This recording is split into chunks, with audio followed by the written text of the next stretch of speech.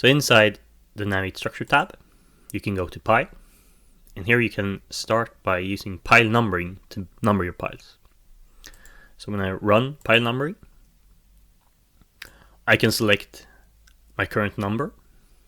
If I want a padding, prefix and suffix, then I can select my numbering method. I'm going to use standard, but you can also subdivide piles by host. You can include already numbered piles, and under arrangement by, you can select the arrangement of the numbering sequence.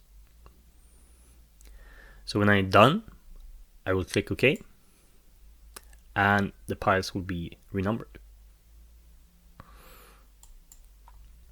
So if I select a pile, it will now have a number in mark.